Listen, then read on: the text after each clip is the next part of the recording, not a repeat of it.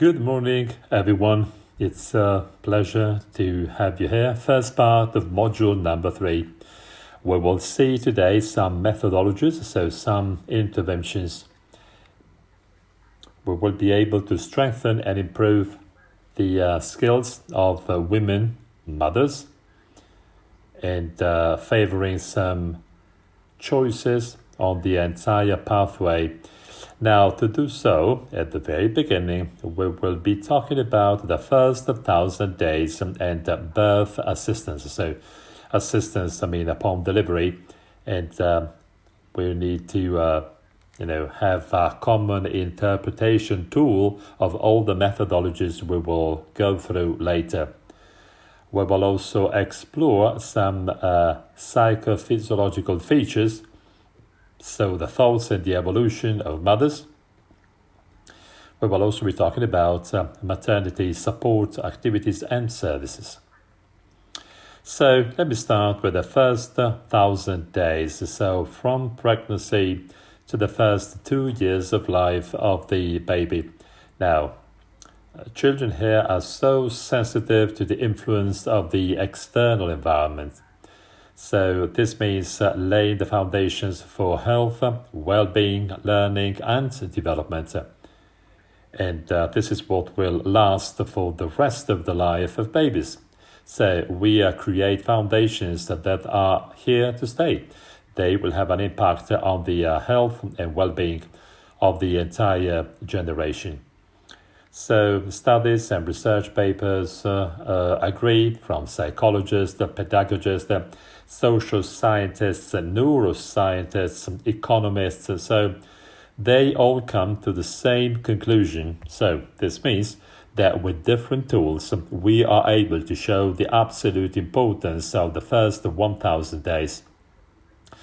Once again, from pregnancy to the second year of life of the infant.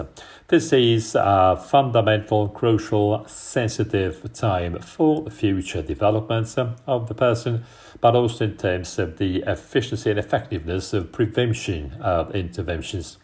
Now, the most recent studies in terms of neurosciences, they work on receptivity and plasticity of the brain of the infants or babies. Now, these studies show that the first relational experiences together with the potential that's based on the genetic basis, they represent the foundations, but also the scaffolding of the future life. There's an impact on the affective, emotional life, the construction of the self of identity, sense of identity, interactive skills, and cognitive skills as well. So to have an effective prevention, of course, we have to act as quickly as possible, as soon as possible. Sometimes there's no learning from, let's say, parents having some difficulties. Now, this may generate consequences on the development of the child. So this will have an impact on the potential of the child. There's a rapid development of the brain. It depends on the genetics. Now, genetics, this is what has been created for hundreds of thousands of years. But this is also impacted by early experiences. The neurobiological basis of skills, for example, language skills, relational skills, motricity, so motor skills, and complex, execution, complex actions, skills. This is based on genetics, once again, biology, plus the interactions with the psychosocial, physical environment already in the intrauterine life. The speed of development of the synapses connections, this is very fast in the very first months of years of life. It is right now that there's a high probability that the presence or the absence of a specific environmental stimulus, it may be listening to the voice of the mother, the possibility to crawl, so all of this may have an impact on the construction and development of the so-called software programs concerning all of these skills. So this won't be, feasible later. The early adaptive learning is what makes the 1,000 days so important for the life of infants. It is able to modify the way in which genes are expressed. These epigenetic processes take place during the entire course of the life of these children, but they created the neurobiological foundations and the future adaptation to the environment, and they have an impact on the state of health, learning, but also the development as well as the social and emotional well-being. So the skills created in early childhood do not only last for the rest of the life of that person, but this also has an impact on the future generations. We can identify different approaches in terms of assistance to birth. And we also have some solid scientific evidence. They show that the birth assistance model that promotes and reinforces or strengthens the skills of women, this turns out into the best maternal health outcomes. Main Lograno, this is our foundation. So trust, knowledge of what can promote health in this long pathway. I mean, from pregnancy to delivery and then breastfeeding. Now, when you have a baby, you also have a mother. This is one of the key sentences pronounced in 1981. Me Lograno in Verona. So they opened this first office in Italy. This is the slogan that they had chosen as a guiding sentence. Today we have, of course, mothers, but also fathers included into this equation. But this makes you know that, of course, a mother, this is not something automatic. This is not just instinct. You become mothers and fathers very slowly. There's a long process you have to go through. There's a physical gestation, but also an emotional gestation. There's an interior growth and development through delivery. Delivery is a discovery or respect of the skills and resources of one's own body, thanks to the discovery of the extraordinary skills that newborns have in terms of communication and self-regulation. This is something that cannot be done by ourselves. So Medograno is one of the places where we share all of this with some warmth and safety and security. All of this may be reinvested in a major care effort, which is so important for the entire society, which is again represented by the commitments required when you have to take care of a newborn. So even small changes in terms of strengthening in parents the sense of safety, but also trust in their own skills. This may have an important effect also on a long-term basis. For example, as Stern said in 1985, in a boat, even if you change a little bit the direction, even if you change the direction a little bit, well, the final destination may be very different. So families right now experiment openness. I mean, it is a physiological, natural change. So the pregnancy and the perinatal care may be the right opportunity, the right window, if you will, to break some intergenerational transmission patterns of psychic vulnerability or abuse. So the birth of a baby may mean a repair and growth.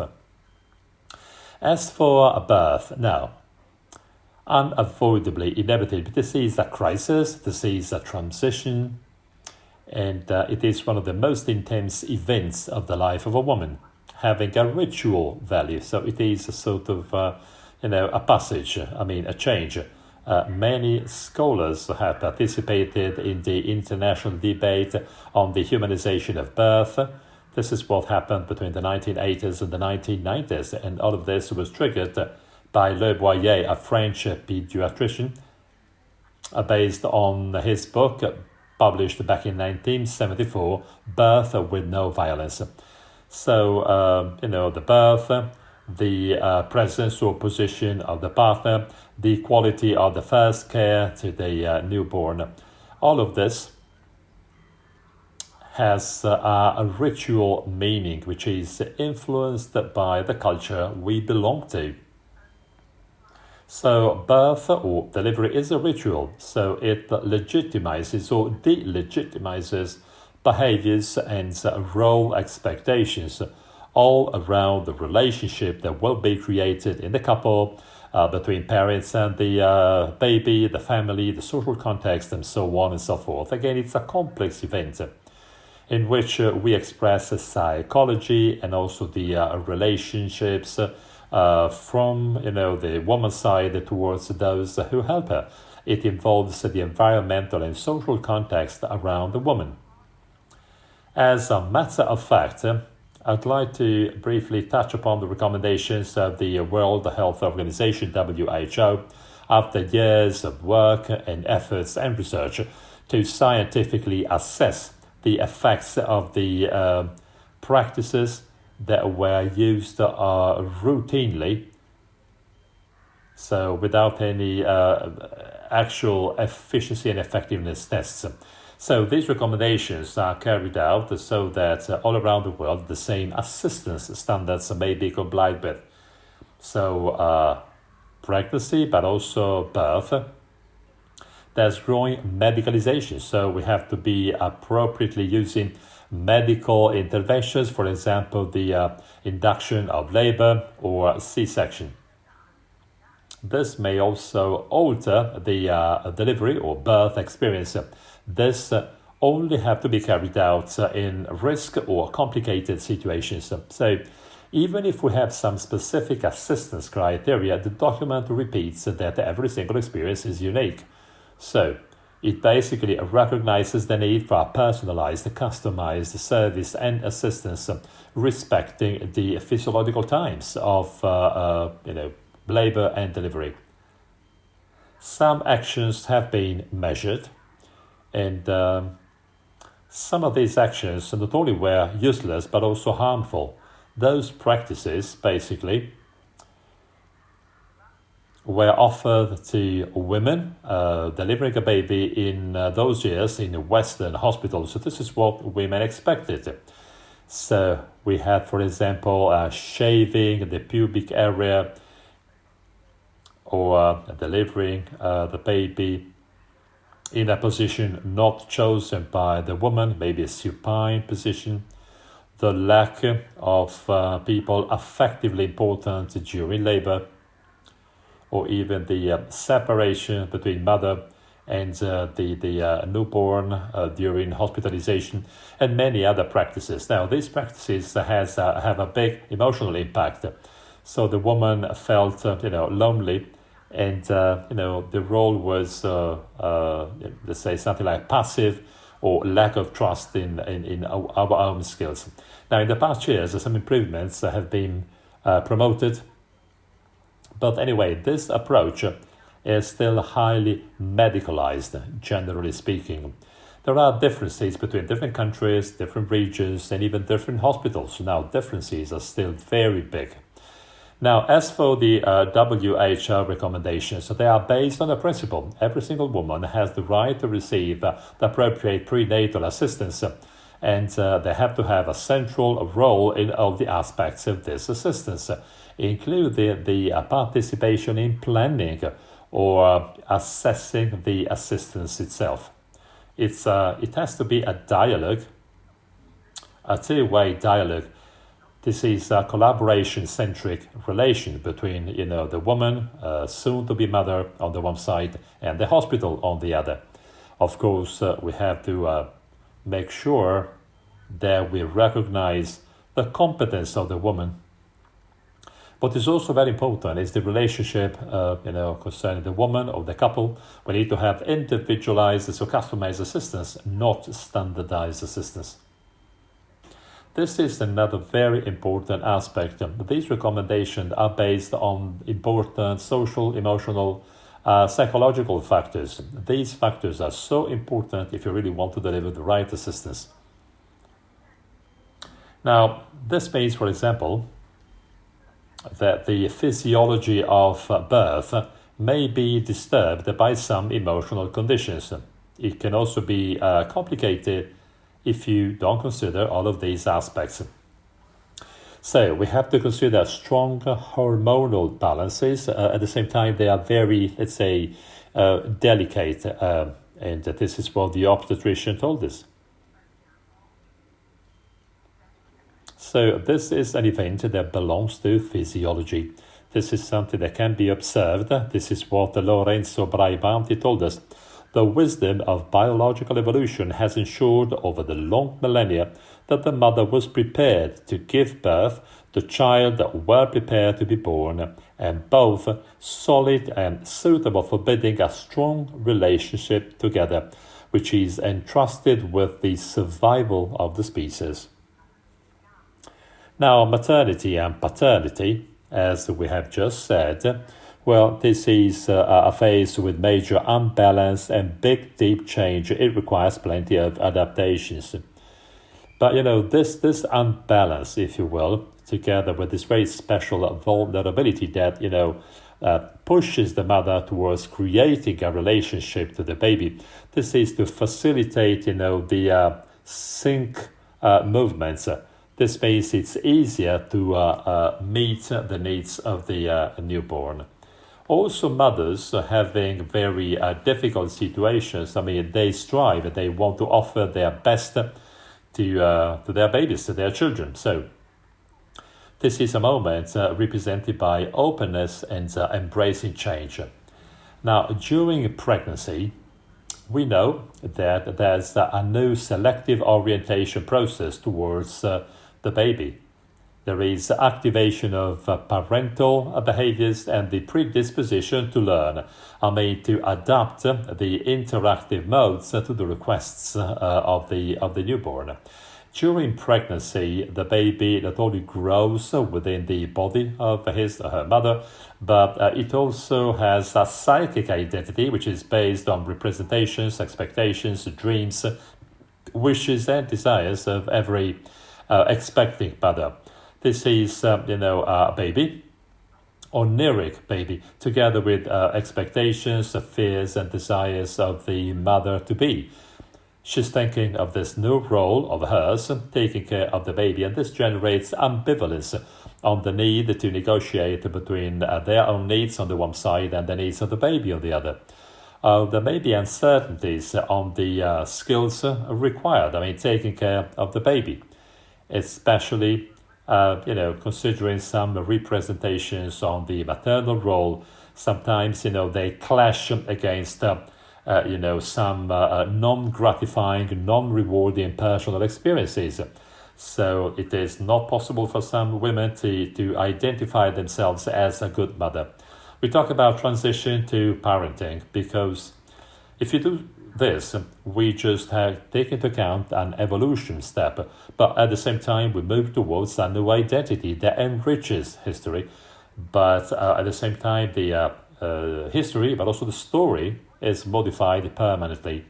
Many authors described this process in many different ways. So the maternal fear, or the Winnicott, the primary fear of the sensitive critical period, and then Klaus bonding concerning the very first interactions, and then Stern's maternal constellation.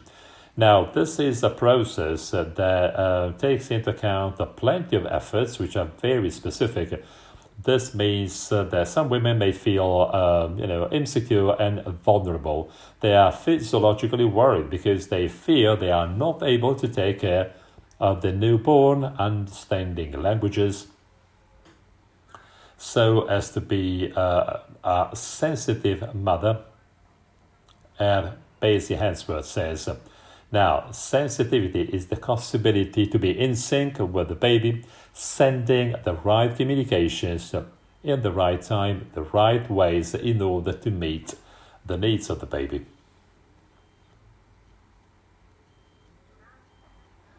Now, during pregnancy, modifications and changes do not only concern the growth and the development of the fetus being ready for delivery. There are many psychophysiological modifications that will remodel the psychological orientation of the woman, not just the endocrinological situation, towards the new situation with the newborn. Now, this sensitivity is not just determined by the psychic structures or the mood of the mother, but it also depends on the environment where she lives and the social conditions.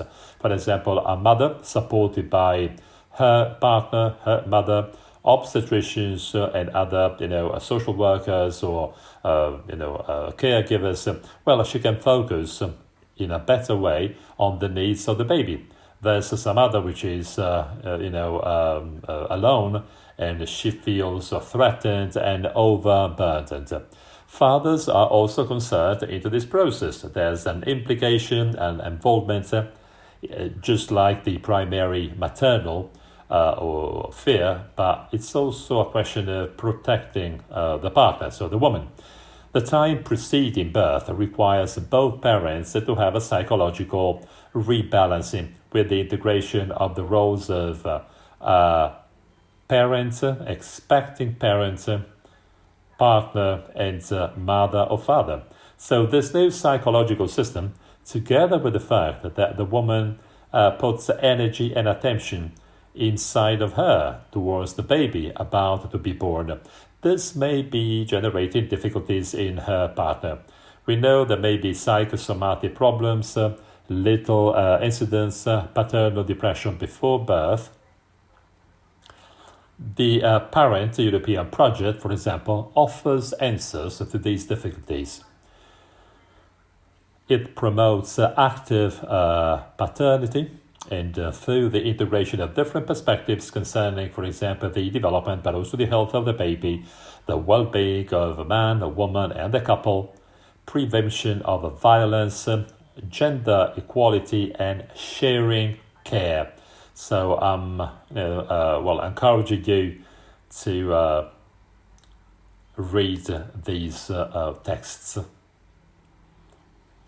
Now, we need support in this moment, which is represented by big changes, especially for the mother, because we know that, these are changes that bring about unexpected emotions, stress, fatigue. In some cases, just consider the typical, mothers you can see in commercials or in advertising, usually smiling and happy. Today, mothers are a little bit more, lonely, and there are many more difficulties. We have less, babies. Age at delivery is higher, so the current, pace of life creates isolation, sometimes loneliness. In many cases, this translates into increasing anxiety, stress, or even depression, or in general fragility and the physical fatigue. So the fear not to be up to the task. Now, in every single place and in every single culture, mothers have always received support in the very first time after birth from other women from within the family, the same family, or from the neighborhood, so that they can really take care of this new commitment and the exploration of this new role. Now, today we have some evidence, so the lack of support in many cases generates problems and critical issues. We also have to recognize all of this need. It's a form of nourishment required and necessary so that the mother can nourish the baby with the right focus, attention, pleasure, and dedication. A mother supported and helped may communicate to the baby more, a bigger sense of safety, security, relaxed, gratifying, rewarding care. Now, we quite often have seen that this process reactivates some critical problems that were, hidden or put aside. So once again, the possibility to count on a support is absolutely crucial. Now, this slide should help you understand a little bit better the need for support, safety and security that mothers have. It's basically two hormonal systems. They are antagonists. So if the first one is activated, the second one cannot be activated, and vice versa. The first one is the system responsible for the so-called species conservation behaviors. So the key hormone is oxytocin, which is also the love hormone. Now, this hormone is activated or released in some very special moments. For example, during orgasm, during labor, during breastfeeding, but also when falling in love. Now, oxytocin is, of course, and for sure, responsible for all the functions having to do with the transmission and the conservation of the species. For example, the ethological language reminds us that we share the hormonal balance, if you will, with many other mammals. We also have the influence of the neocortex and of the rationality. But in order to have enough oxytocin, rationality has to have a minimum influence. Oxytocin is associated to some pleasant activities. For example, touching, caressing, physical contact, and the communication of proximity. So this hormone, oxytocin, once again, is responsible, if you will, of the bonds between a mother and child that's created soon after birth. So thanks to other mediators and hormones, this is what happens. Oxytocin is one of such hormones. Now, this system is in antagonism, so there's a so-called reciprocal control relationship with the individual's protection or defense system. This system is responsible for the conservation of the individual, so there's a fight or flight reaction. And this is really, really very active in those situations where the surveillance or threat level increases. So we feel threatened. A sense of threat and lack of protection is a hindrance. So it makes producing oxytocin impossible. So oxytocin is responsible for all the care behaviors. Now, a parent who finds himself or herself in a stress situation, or if the parent feels threatened, it will be difficult for him or her to activate a bond or bonding. So this person may have some difficulties in activating, the production of milk, which is once again depending on oxytocin, or maybe the mother may have some difficulties during labor and or delivery, or some, let's say, difficulties in, let's say, falling in love, so establishing a bonding with, the baby. So in order for this system to be activated, which is, by the way, also responsible for, if you will, quite a good, bonding, so a good relationship between the mother and the baby, well, once again, we have to make sure that, this system, which is the alarm system, has to be as low or powerless as possible. So we have to work so that mothers having difficulties or trouble, they have to feel supported and helped. Now, we have just seen that in this process, maternity and paternity, different, forms of support are required in order to support and foster the changes having to do with this major shift. Now, to grow a child, we need a village. This is an African saying that I'd like to share with you now. So when we work to create networks and support so that every single situation can really count on an entire village in inverted commas, this is an example. Some services are included in the village, if you will, together with informal relationships. Now, different services or support services, in the birth event, this is fundamental to strengthen, the skills of mothers and fathers. And the experiences that women have in their relationships with different types of operators may be an experience of growth, development, awareness, and empowerment. I will now focus on some support services, which is what we activate as an association. First of all, home visiting. Then we also have sharing groups, we have groups thanks to which we can put into practice some experiences, for example, massage to the newborn, and then breastfeeding support groups, or even simple sharing groups represented by mothers after delivery. Let's start from HV, or home visiting. Now, this action has been so important also for the projects I'm talking about today. So we've been doing this for more than 20 years. Support activities thanks to this service. Exactly those situations where there are some difficulties or fragilities soon after the delivery of a baby. So home visiting has been based on specific funds, but also in collaboration with some public bodies or even private organizations. Now, home visiting means that we can, understand these difficult situations as early as possible.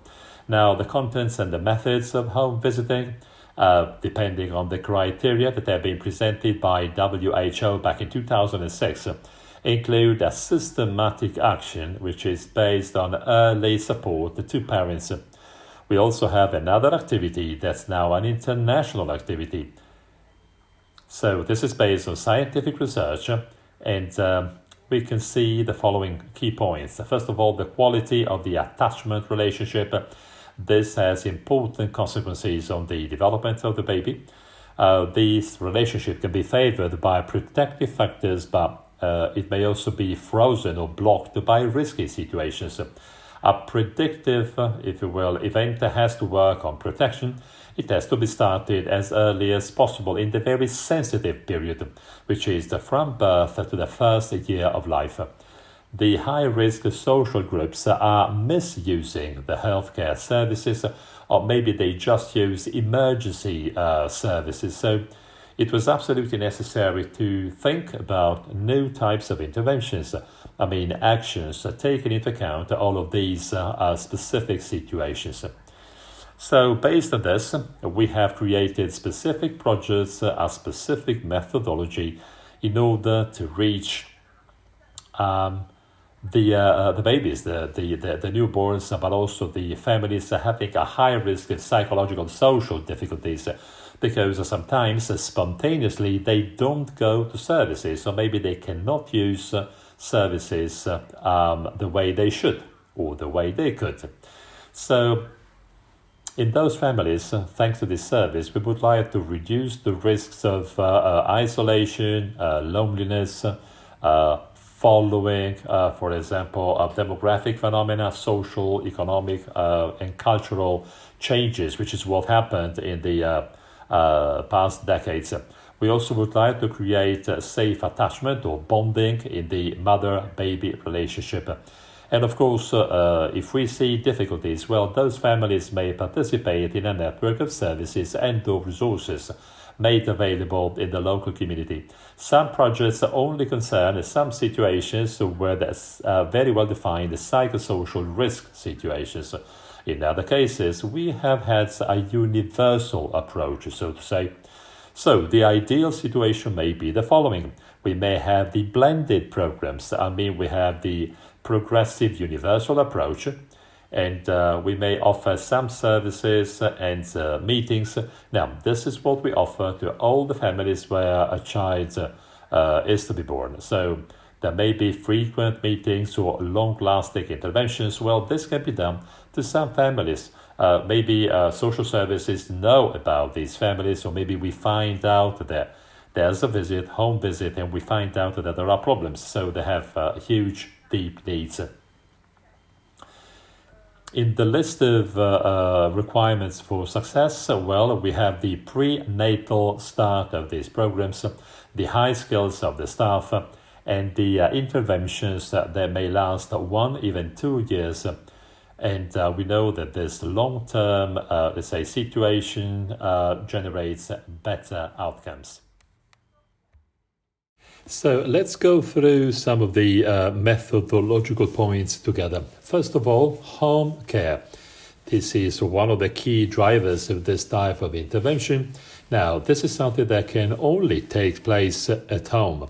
So staying close to the woman in her environment, sharing daily activities. This is, in my opinion, the most innovative aspects and even the, let's say, open-mindedness of this service. So the user doesn't go to the service, it is the other way around. The service operators do home visits and home care. So being there in that place where things happen, well, in our opinion, this is the real privileged tool, a working tool. Now, this tool gives us the opportunity to offer strong support to the mother, to the woman, especially when it comes to problems as soon as they come up. So we listen to the woman, and then we understand, the mindset and even the moods of the mothers. Now, home care, but also, home visiting, this also, highlights the importance of what the woman does with her baby. She feels, at the center of our activities. So this means removing loneliness or isolation. Now, the operator creates a special, unique relationship. I mean, she or he is very close to the woman. So we don't have the typical, user-operator relationship because, we are spending time in different moments of the day of that woman, but also because some personal aspects can be shared. So the setting is built together by the woman and by the operators. So the operators, of course, give rules. The frequency, the consistency, regular behaviors, regular meetings, time windows, professional tools. But on the other side, the woman offers her environment and intimacy, home, and this is made available to operators and observers. So the operators here highlight the importance of finding a place in the family. So we don't want to be controlling or judgmental, but we cannot be too inside, too intimate. So, of course, we don't want to be there for too long. So, once again, the operator brings energy from outside to inside, but of course, this person cannot take part in the family, dynamics. So the fundamental part of the intervention concerns the creation of a relationship agreement based on trust, welcoming, taking care of the woman as a person. This is very important because it offsets the relational difficulties that woman may have had in her past, facilitating the possibility she has to take care and support the child. It is absolutely fundamental to do this in a very regular, predictable way, so that this relationship is based on safety, security, solidity, and certainty. So usually these parents have never, if you will, used this type of support. So this is something new for them. In order to facilitate the construction of this relationship, what is very important is to be consistent. So we have to comply with the time slots, time windows. Of course, we do have some flexibility. Meetings are agreed upon with parents. At the very beginning, we don't have to be too rigid in terms of rules or in terms of, time windows. We just have to offer, availability. And then, of course, meetings will be, or visits will be more regular. This relationship, of course, is based on support and empathy. And as a matter of fact, it offers a positive model of relationship. This can also be a correction experience. By doing this, the mother thinks she is a person receiving attention and worth spending time with her and with the baby. For many women, this is the first time they get involved into this type of supportive relationship. Let me now show you some of the key features, if you will, of this relationship.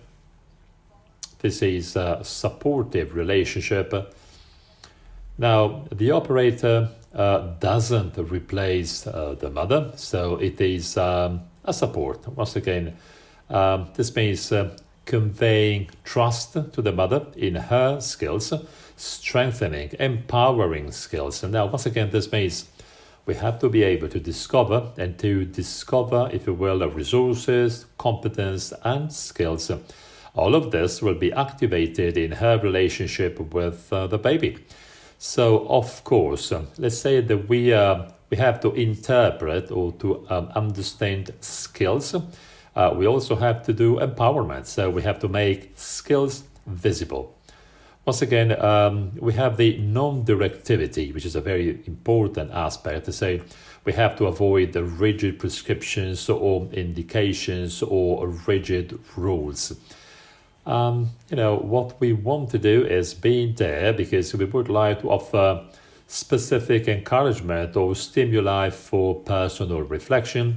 We are there to offer information and insights, so tools to improve, if you will, or increase the awareness and also the self-consciousness of the mother. We always have to respect the availability or the lack of availability from the mother's side. We have to focus on the right timing, the right time windows where we can offer specific stimuli or considerations. Now, as for the basic attitude, of course, our attitude is unbiased and absolutely non-judgmental.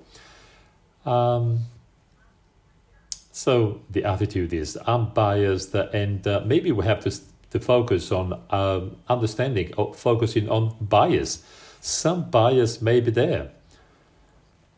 Maybe our own idea of maternity may not fit with the mother's idea of maternity. At the same time, we have to present ourselves with empathy, with willingness to active listening. But once again, at the same time, we have to avoid a passive, dependence on the operator. It goes without saying that every single home visit or meeting is unique. So, of course, we have to personalize, we have to customize our intervention. This means we have to build a relationship based on acceptance and respect of the modes, the ways, the time windows, and the individual needs of every single woman. We offer support to, parenting. And when we do this, of course, there are no preset, prefabricated answers. We can't have templates or models. We just have to, to work hand in hand. This is a big change. I mean, in terms of, discovering something new, growing together. So the operator will use modes, ways, and tools to observe the baby. But the main aim is, once again, to increase the level of maternal sensitivity. So I think this is a very important aspect, in our interventions, because it's been shown that the capacity of the mother to perceive and to recognize the signals of the baby responding in the best way, this again encourages and favors the right relationships in order to have safe, deep bonding. So the operator will stimulate the curiosity, sensitivity, understanding the feelings or the reactions of the baby. He or she is high skilled in offering information on many different areas. Development, steps, breastfeeding, care, stimuli in general. But once again, indications are given only when we understand that there's availability, openness, interest to receive indications. I mean, if there's the right space. These mothers quite often have contingent problems. So sometimes you just have to listen and to give support. Even if, the fact that, this is a home visit and then every time we stay for 2 hours. In my opinion, this is the right, time slot. So this gives the possibility to have the right level of attention. So what we see there in the foreground, so to say, is the needs of the baby. Now, the operator is also a facilitator in the formal and informal relationships of the mother. Now, the aim of this part of the intervention is to, once again, grow the networks, Now, networks may have a protection, support, action for the family. It may be peers, friends, neighbors, the workplace, or even the social or healthcare services. Sometimes we go to these services together with the mother. Being there at the service is very important for us and for her. Quite often, this helps build strong, deep relationships in an easier way.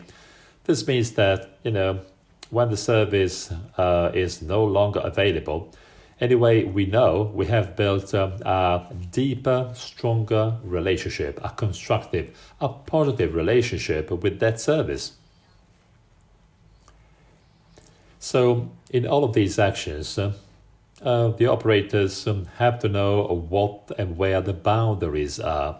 Once again, she doesn't have to overlap with the actions of other operators, so she cannot, put into practice roles or skills that have to be offered by someone else.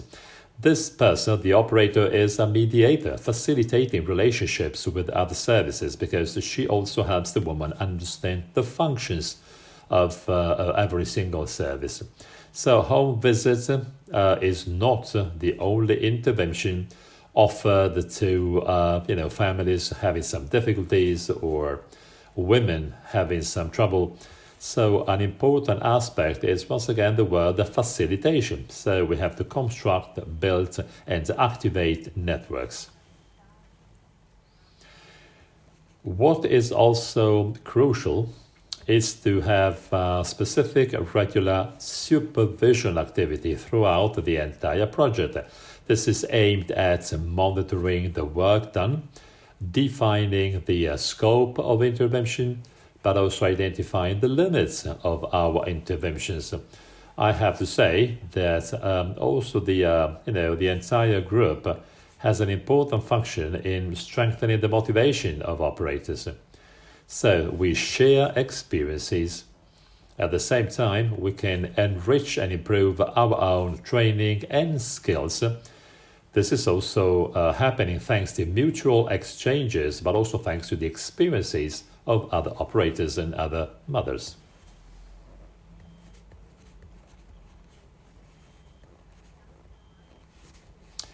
We also have to define the boundaries of the intervention. Once again, the intervention is not something that people may think of.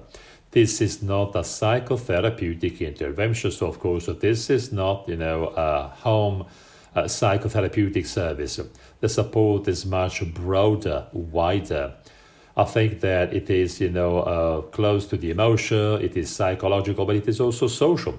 So we go out with the mother, so we spend time with her doing little daily things. This is not an assistential intervention because, of course, there are many, many different services that really offer pure assistance. In some cases, some tangible goods may be given if required. This is not an educational intervention. I mean, we are not there to educate the mother, the woman, but we spend time with her because we want to favor and encourage, if you will, the expression of the resources and the skills the woman has in every single situation. So thanks to research done in cooperation with the La Sapienza University in Rome, this methodology turned out to be very effective in increasing self-esteem, empowerment, sensitivity, but also the ability of mothers to get into a harmonious relationship with their child. These are crucial resources when it comes to leaving a violent situation. And at the same time, this in general helps mother take care of their children. There's an improvement of the relationship between the family on the one side and the services on the other. So as I said before, implementing protection, social networks, there's a much better integration from all of these support actions available in the local community. Now, this has been proven by the literature concerning the social and healthcare services in the maternal or even child system.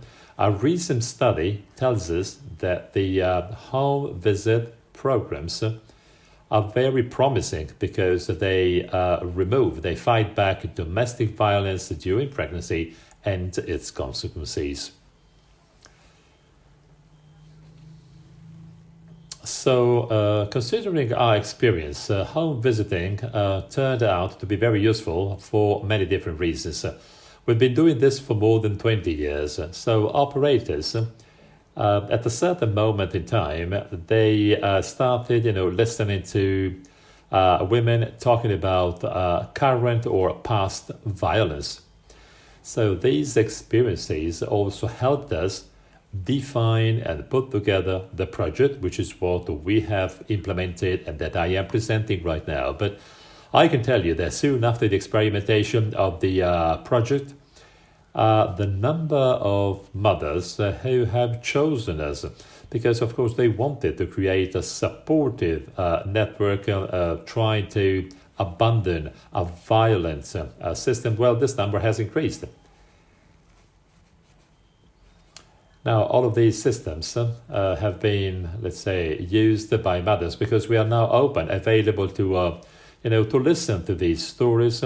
We also are able, if you will, to activate in many different support actions and networks again. So this methodology can really be considered also from our side a facilitator. So this is a tool to facilitate the fact that women may want to talk about violence. And at the same time, we need to have a specific, education or training for every single operator. So to help women feel able to control their life, to make decisions on their future. So once again, this is basically the meaning of the word empowerment. Well, it is important to remember that, these women are not patients, so they are not sick. They find themselves in a sick situation. So with the anti-violence network, the home visiting operator offers support to the relationship between the mother and the baby. So this kind of role is important. It has to be preserved, and this role of the operator cannot be and doesn't have to be changed. Let me wrap up with the description of many other services that we have activated for positive mothers. I mean, in terms of screening, of course. So this is the right experience. This means that we have to have the right, sense or feeling of skills and effectiveness. Support to breastfeeding is, of course, one of the most important supports given in terms of individual consulting services, but also group meetings. Now, quite often, this is an area where we can see the first initial problems, but this is also the right opportunity to be reassured on the many doubts that women or mothers may have in the first weeks of life with the baby. So breastfeeding is something new. Many women may think that it is impossible to say that milk, so one product of her body, is enough to feed the baby. These meetings are very important to share observations, behavior of the newborns. In many cases, this is different versus what mothers imagine. Most adaptation problems are the consequence of incorrect information or lack of support. Reassurance and support can definitely help, bypass or, exceed, if you will, obstacles or hurdles. So they discover that breastfeeding is pleasant. So they discover that how milk is produced. So there's plenty of information which is brand new for mothers. So, when the baby sucks, of course, there's a stimulation to produce milk. There's a secure attachment relationship. Sometimes there may be special problems. This may have to do with previous trauma situations. Well, the woman has to be supported in having mixed breastfeeding or formula feeding. It is possible anyway to favor the right context, the right management of feeding, be it formula or breastfeeding. Considering the sensitivity of the baby, it has to be well accepted, rewarding and gratifying for the woman. We also have groups of baby massage. Now, this is another great positive experience that mothers can enjoy with their babies. Now, massage or in general contact do have a major impact on the development of all the vital systems, the immune system, for example, and in general the good adaptation of the baby. They facilitate the establishment of a good bond between the mothers and babies, including the fathers, of course.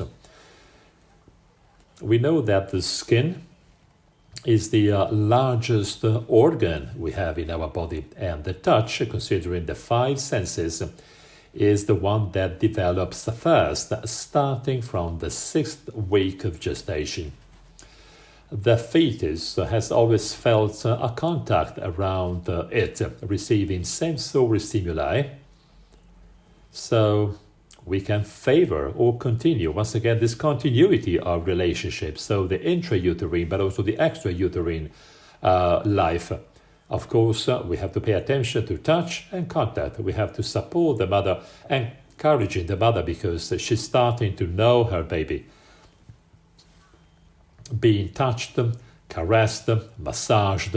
So these are very important actions for the newborns. So the massage is one of the possible resources through which mothers can be helped live, the physical contact or the physical relationship with their baby. Also, thanks to the proposal of some movements or some sequences, which is what we do in the baby massage groups. After massage, the babies are relaxed, let's say a color on their face. They are satisfied, and the mothers say, well, it works, just like saying, I work. So the baby massage groups are the right opportunity to get out and to meet other women, other mothers, in a nice, positive, pleasant exchange of opinions.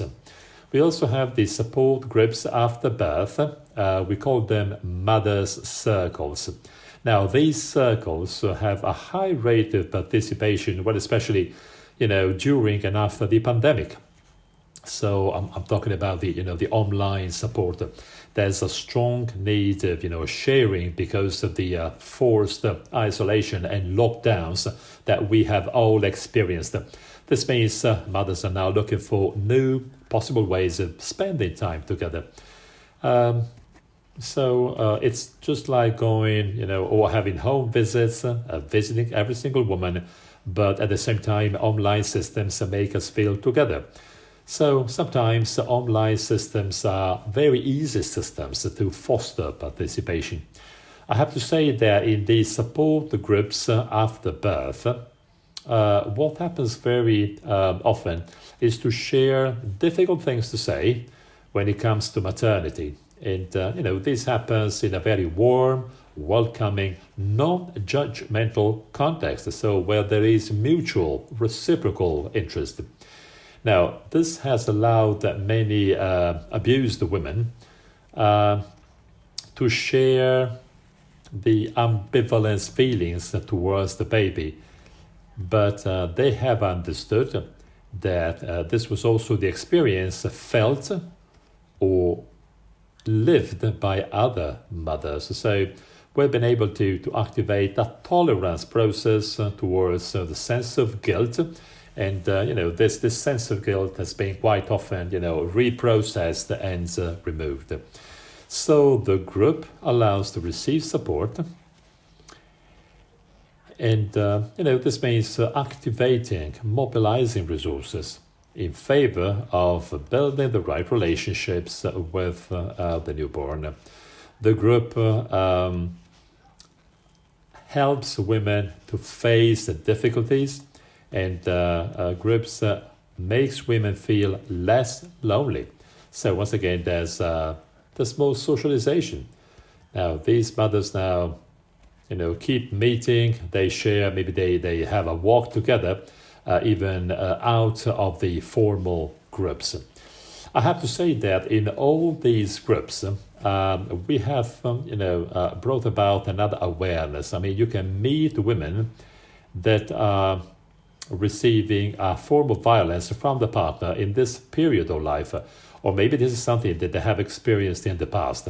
So in this period, they feel a sort of a reactivation of the memories, or even the consequences of that violence on her bodies, or on the possibilities they have to get into an intimate relationship with the baby.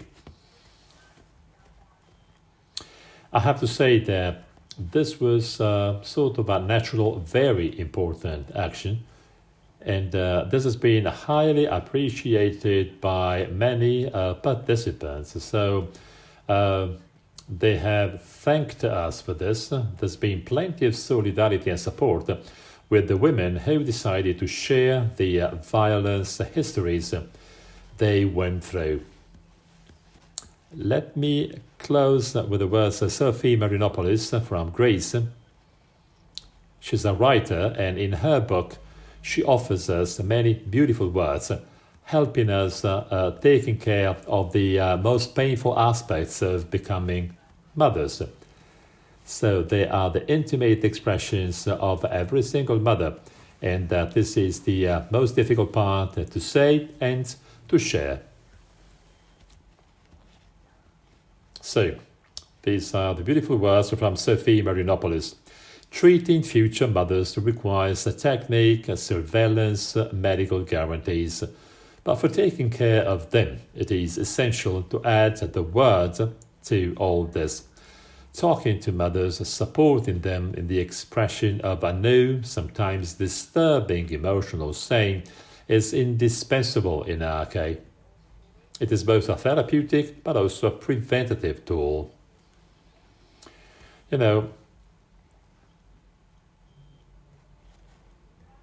Ignoring it means having the risk of creating daily micro-mistreatments that accumulate, hurting the mother, therefore weakening her potential. Not everything can be repaired or taken over by the technique, but everything can be accepted humanly to prevent dramas, being carried, cradled, receiving maternal care in order to be able to give it in turn becomes something vital and primordial. Taking care of birth means taking care both of the birth of the mother and the one of the child. Thank you so much for your attention. I'm sure you will enjoy the rest of our meetings. Thank you.